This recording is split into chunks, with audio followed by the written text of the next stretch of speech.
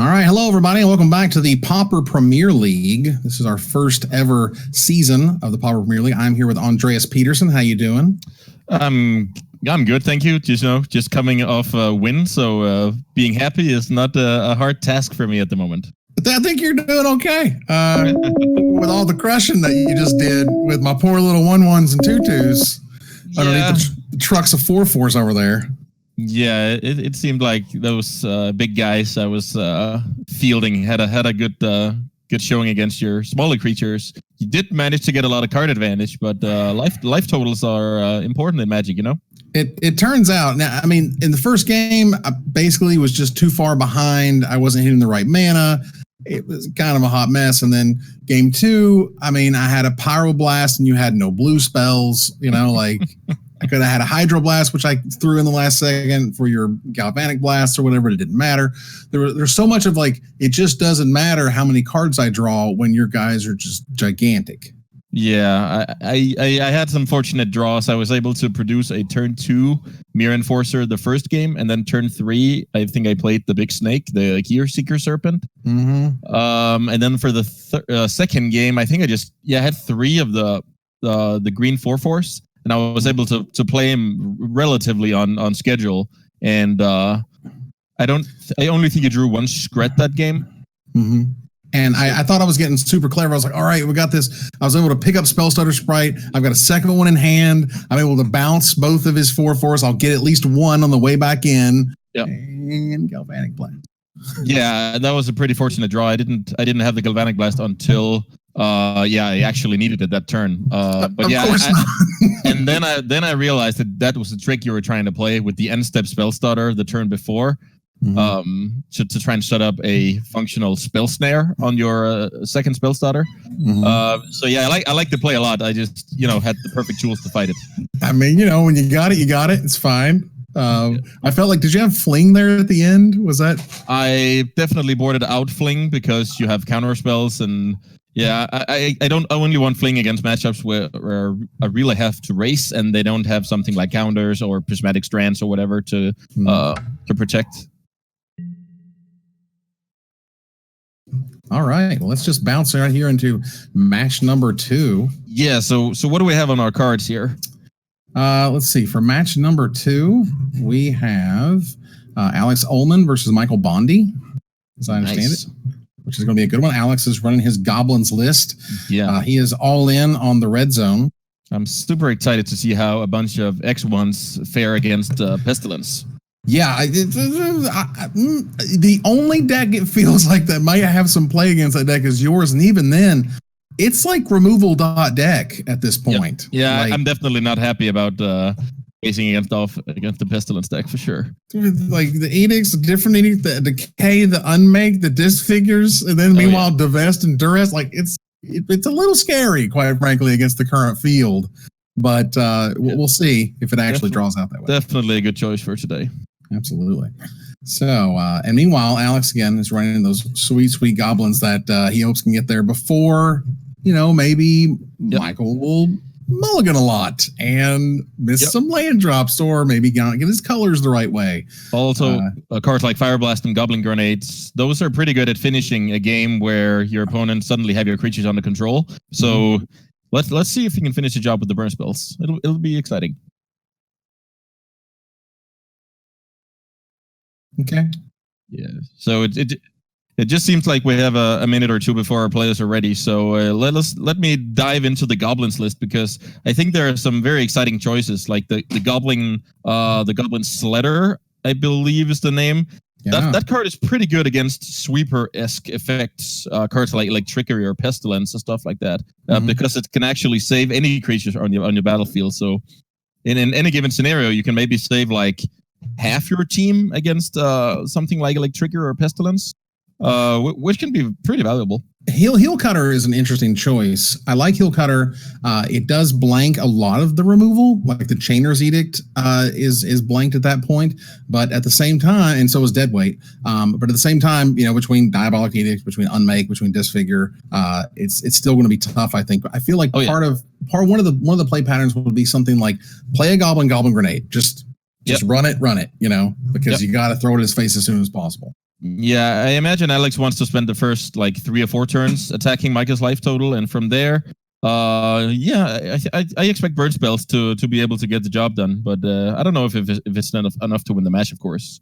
4 Goblin Grenade, 4 Lightning Bolt, 1 Fireblast. I'm just scrolling through the list. He has 9 direct burn spells, and then a bunch of very aggressive goblins.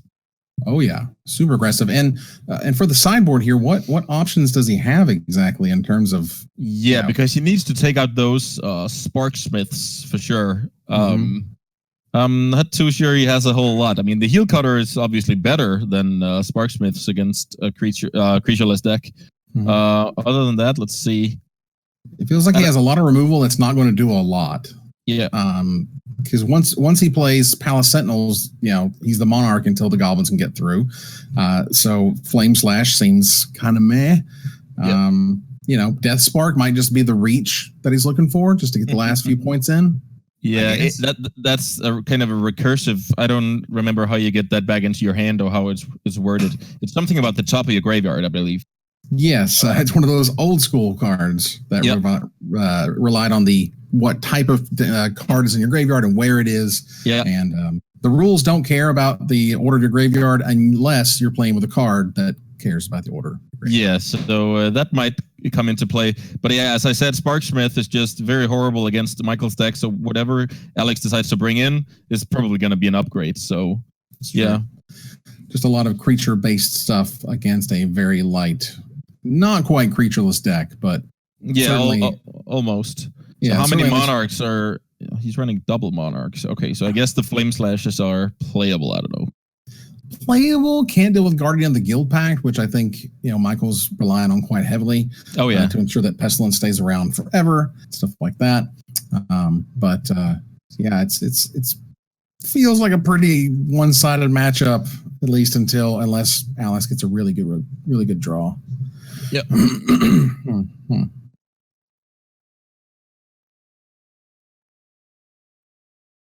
We are nearing the start of the match. Thanks for sticking with us here. We appreciate it. Yeah. Super excited to be playing this league. Great format sweet. On the upswing, I think. What do you think about Wizards' recent announcement about supporting this format officially, I guess you can call it? Oh, it's huge. And it is actually official. This is the stuff that, I don't want to say poke fun, but I would certainly say I would just be like, hey, Wizards, why is Pauper so weird? Why is Pauper so weird? Like, it didn't make, there was huge articles in MTG Goldfish about how weird Pauper was and how none of it made sense. And it's awesome and thrilling. And at Cool Stuff Games, which is our local store here in Orlando, Florida, we went from a very low attendance to 17 people showed up for Pauper the first night you could actually sanction it as Pauper. That's awesome. Yeah, so people are excited and they do want to play this format, and they finally unified it, which also brought in a ton of really exciting cards. Obviously, we're banning things like him and Sinkhole, but the excitement certainly was palpable. Or a Pauper. You know how Kendra says Pauper. But we are trying to get through this. Obviously, this is our first go at this. The other super leagues of the world have their production down pat. We're kind of learning it as we go along, but we're getting there. Yeah, that's just part of starting something new and awesome. You'll have some obstacles along the way. I mean, by week 8, we'll just doing this in our sleep. Yeah, it's gonna be nailing it, no problem. Yeah, but our awesome director Rich is at the helm, making all this stuff tick, and in the meantime, all the technology fights against him. That's the storyline. He's climbing an uphill battle as we speak. So why did you choose Affinity? I've usually been playing a lot of white mid-range decks, and I wanted to try something different to showcase, the totality of the format. I was actually afraid that you would bring a grindy deck, and so would Michael. And I had no clue about Alex. So most of all for diversity, but I also think that Affinity is kind of flying under the radar now that all these Astrolabe-powered decks are, I guess they have a target on their back. And I just wanted to play something that wasn't targeted at the moment. And I thought it would be a decent deck. Yeah, go ahead. Yeah. I just saw that it had some decent results lately. So I looked at list for inspiration and built something that I was comfortable with, and hope to get matched up against a bunch of lightning bolts, basically. Yeah, because with all those 4/4s, I think you're doing okay. I'm curious about your Goblins matchup. I think that, to me, is one of the most interesting sort of toss-ups. Yeah, I don't know if I can put enough bricks on the battlefield, but I guess time will tell. All right. Well, we're ready to rock and roll, so let's do it. But all right. Looks like we're already underway. All right, I'll take the action as I can get it. So that is not a very high resolution. Let's go over here and look. Okay, there we go. All right, so that's a Mogg Conscripts, is that correct? Yep, that's the 2/2 where you need to have a creature into the battlefield, or actually maybe it's just cast a creature, I'm not sure, for it to attack. I see. Looks like Alex was on the play with a super mediocre hand. Yes, unless you've cast, you can't attack unless you've cast a creature spell this turn. Yeah. Alex does infect that, but Chainer's Edict in response, I guess that's one of the best Chainer's Edicts you can have against that deck, because once that Mogg War Marshal hits the battlefield, it's just not a good card anymore. Right. I mean, well, Diabolic Edict being the instant version of those sweet edicts, but just trying to slow him down. I think at this point, if he can just keep the brakes tapped, he'll be okay. So with Alex having a land and a 1-drop in hand, paying the Echo for Mogg War Marshal is where it's at. 2 turntables and a microphone. All right. He drew a Mogg. Which one is that? I'm having a hard time seeing beyond this resolution. Yeah. I believe that's the Raider. It's basically the same as Goblin Sledder. It's the one where you can sacrifice a goblin to have any target creature get +1/+1 until end of turn. Nice. Yep. Of course, with all the removal, there goes the Disfigure. Drawing the Goblin Cohort. And that's a functional reprint of the Mogg Conscripts. Yeah, the Conscripts that he played on turn 1. Mm-hmm. I love the thumbnail down there for Alex, though. That's terrific. That expression is terrific. I sincerely doubt that he's looking like that at the moment, though. He's spent a lot of turns getting nowhere on Michael's life total. He has, but at the same time, Michael's not doing a lot. I mean, I guess the talismans are going to help a whole bunch. Yeah. Help keep the Night's Whispers from really hurting him too bad. But, and again, I think it's just find the Pestilence. We have to find the Pestilence. Yeah, Michael's doing a great job digging for it, for sure. Mm-hmm. And Alex is just not putting on a ton of pressure at this point. Then again, Michael's hand is 4 lands. I think we're just a Pestilence or Guardian away from this game stalling out. I mean, there's a dead weight. It's going to take care of the 2/2. And, a pair of 1/1s is just not what we need right now. I would say attack for 2 here and then rip 3 Goblin Grenades, and we can do this. Yeah, the thing is the Pristine Talisman is also doing work. It's true. So even if the triple Goblin Grenade draw were up for grabs, oh boy, that's a Pestilence. Yeah. That's gross. Michael's waiting until Alec is upkeep, I assume.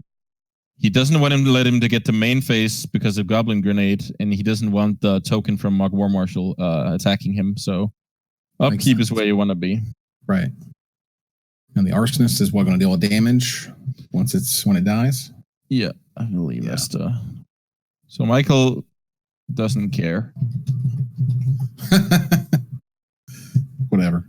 That means that he opens up for a grenade. Indeed, well, there it is. So I think Michael's plan here was to take the hit and wait until end step to make sure that Alex didn't deploy anything post attacking. Well, he decides and then sweeps here anyway. Okay. And actually, that interaction worked out brilliantly for Michael because the Mogg War Marshal leaves a token, so the Pestilence stays on the battlefield. Ouch. Yeah. And now the Guardian comes down, and Alex is in great trouble. Right. At this point, we have a wall with essentially infinite toughness, as there is not a card that is multicolor in the Goblins deck, period. The last Goblin token just went down due to Pestilence. There's a Bajuka Bog to clear out the graveyard. There's no shenanigans from Goblins in the graveyard anyway, but why not? At this point, it looks like Michael essentially has, if not full control, a lot of control. Yeah. Sure. What's he afraid of? At this point, he can just start gaining a life every turn with a talisman. Yeah.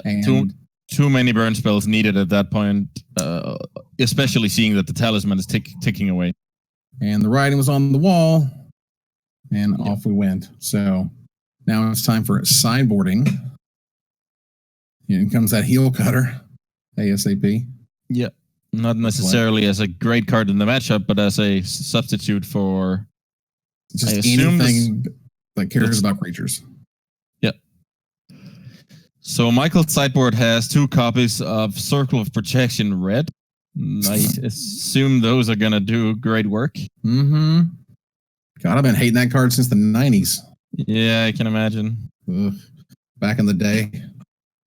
Your sideboards used to be things like 3 COP red, 3 COP white, 3 COP black. It was silly. That was big technology back in the day. Yeah, I can imagine. And these days, it even stays true that it's an effective tool in Pauper. Yeah. Yeah, it's still, I mean, red dealing with enchantments is not really a thing. And while Wizards has, I think they've certainly started amping up the power of commons and what you can do at common. Yep. They just haven't gotten to effects like that yet. No, staying somewhat true to the different, I guess, colors, identities. So Alex now on the draw with land/spell-wise, ratio-wise, it seems like a great hand, and I think that hand is just decent. Oh yeah, Alex is on the play on this one. Yep, is my expectation because he lost. Michael took a mulligan, and then kept this hand, putting the Palace Sentinels on the bottom. Yeah. Palace Sentinels were on the bottom, kept 4 Swamp, Night's Whisper, Guardian. Yeah. At the Guildpact. And I'm like, all right. Alex has the speed to win this race big time here. Definitely. That Bushwhacker is going to do some serious damage. Oh, yeah. So between being able to play Conscripts next turn into a kicked Bushwhacker, you just paid 2 life, and that's going to get a little crazy. Yeah. It could easily be a turn 4 kill here on the back of Bushwhacker and Goblin Grenade. Now, do you pay the Echo on this cost right here? Well, I guess we have our answer there, but sure. But yeah, it's on the table. I think he has enough time because Michael can't do anything to affect the board in a great way with just 3 mana. I think this game is over. Yeah, we're definitely going to a third one. Yeah, I mean, he's looks like he can slow it down a little bit. That looks to be a Soul Reap in hand. Yeah. Which is nice. Soul Reap destroys target non-green creature. It loses 3 life if you play another black spell this turn, which doesn't really matter at the moment. No, it's just to have some targeted removal. But yeah, Michael. Wow, that was the thing is Michael needs his Night's Whispers to for his deck to just function. But when you're being put under pressure, Night's Whisper is not exactly the place you want to be. As you saw in our match, even though you were connecting with ninjas, you were losing pretty big time because you were just on the back foot. Exactly. So I couldn't catch up, as it were. Here we have a handful of Edicts and Circle Protection. On the Goblin side, there is a Fireblast along with a couple 1-drops. Is it enough? The thing you can do against Circle of Protection is have so many threats on the battlefield that you can choke your opponent's mana. Mm-hmm. So this game will probably come down to whether Alex succeeds in doing that or not. Well, certainly the uphill battle has begun. Circle Protection Red hits the battlefield. Pestilence is in hand, along with... Pestilence is also going to be huge, because what I said about having so many threats on the battlefield, Pestilence kind of negates that plan. Right. So the wider you go, the better it is for Michael, essentially, at that point. And here we have the creature that has protection from all of those, from all that damage. Oh, yeah. So we're going to see an interesting game of Pestilence versus the Goblin Sledder. Mm-hmm. As I talked about briefly, its ability to save some stuff. Oh, let's see here. Michael's not gonna eat. He's not gonna edict. He wants the 1 mana open to prevent 2 damage. I see. And here comes that kicked. That's kicked. Oh yeah. So Alex is definitely doing a great job pressuring Michael here. Right, because at this point, he'll play his next land, but that's just 4 mana. Yeah. So he can play Pestilence, but it's going to take a whole nother turn to actually activate it. Or spend all of his turn just preventing damage with Circle Protection Red. And Michael even chose, notably, to return the Lifeland and not the Swamp. So he actually didn't even have 4 mana that turn. Oh, wow. Oh, I didn't notice that part. Good gosh. No, me neither until he just played it. Two lightning bolt Fireblast in hand. Oh yeah, feeling okay. So it's a shame he didn't have a creature. So the 2/2s, the conscripts, and the functional reprint of it, I couldn't attack. It's true. So yeah, 10 points of burn. Yeah, it's 10. 10 points of burn. Do you just fire it off, or do you? Well, not the Fireblast, but the 2 bolts. I would be tempted to do so. I would definitely be tempted. I would note that there's so much that happens at 4 mana in Michael's deck. And at this point, I'll just hold out for, I guess, just to prevent the damage, and they can just get a Pestilence for 1. But then the Sledder stuff kind of starts happening at that point. Yeah, and I think that's going to be iffy. So Michael's mana is definitely getting bottlenecked, as we talked about, as an opportunity for Alex.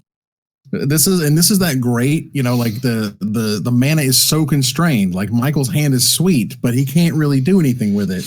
Yeah, because there's so much pressure, and that Circle Protection is just hanging out. It's interesting how he didn't sort of go for a Guildpact, that guy, or even just run out a couple edicts just to try to give you something to get you started, or become the Monarch so you can start drawing some more cards. Yeah, I think the moment he taps out, he's just expecting to be dead, because he's expecting Alex to be holding at least 1 burn spell. Right. Goblin Grenade has to be in his radar, and that's basically 2 burn spells. Right. That's a lot of damage, as the meme goes. Wow. So what's the play here? Do we just hold out for the hero of more land? Oh my God. That's a Goblin Grenade. Yeah, that card only works if Michael's tapped out. Well, he could also bait it into, he attacks with 3 creatures. They use 3 mana. He bolts them, so he prevents that, and then boom, boom, boom. I've grenaded, lightning bolted, fireblasted you. Is that? That's 12. That's 12. I think you just found. You just found the winning line. I don't think Michael can afford to let the bolt resolve, but right, he'll say it's worth a mana to stop 3 damage, and then he'll die. But then again, he must realize that something is up. It's true. Alex just fires off 1. Oh wow! So let's see what's going on here. I guess he's just baiting a Circle of Protection activation out of Michael there. Mm-hmm. Making him see if he wants to use that last mana. Gotta get out of this phase. Okay. He's gonna go for it. Oh, I see that. I see the mouse over the bolt. Oh yeah. Oh, we can do this. So the beautiful part there is he could even have baited with Fireblast now. Well, now he can bait with another bolt. Yeah. And he's going to prevent it, and that's it. Oh. So good. So it wasn't exactly dead. It was one too many, but still a great catch on your part, counting to 12. No, it's all good. Oh man, this is sweet. Good old Goblin. Wow. Good old Goblin Grenade. Yeah. Taking it home in the format officially. Wow. So yeah, that's basically how you beat that Pestilence deck, because if that deck gets going, as we saw on game 1, it wasn't really a match, but whenever Alex could make it into the other way around, where it wasn't really a game, but in his favor, that's basically how you beat it, because you're not going to beat it on the long run. Right, but enough early pressure can actually get you there, which gives me some hope against that deck. Yeah, I don't think you at least have a decent tempo plan and also some card advantage built in, so you're not just a one trick pony. You can actually I can try to get a little clever with it. Yeah, you have some game against that. Right. But yeah, that was what a pair of 2 explosive games Alex was able to finish Michael off there. So let's see what we have up next here. I'm just checking on my secondary monitor, which is my phone. So good. It is Michael Bonde versus me. Oh, great. So you'll be up next against. You just got to see the opposition. You were behind enemy lines there, checking out your future opponent. Mm-hmm. That's fun. So I know sort of what some of his draws look like, which seem to be a lot of dealing himself damage, trying to draw cards as a result of it. A lot of Night's Whisper, a lot of Read the Bones. I'm okay with that. It definitely feels like I want to win the die roll. Please win the die roll. That would be nice. Oh yeah, for sure. And see if I can get in there before all the Radiant Fountains and whatnot save him. All right. Well, we will be right back with another awesome Pauper match between me and Michael Bonde. I played in a pro tour once because I won a popularity contest. Michael Bonde, top 8 of like a Mythic Championship. So totally clear. We're on even footing here. It's going to be incredible. Thanks you guys for watching. We'll be back in just a few minutes.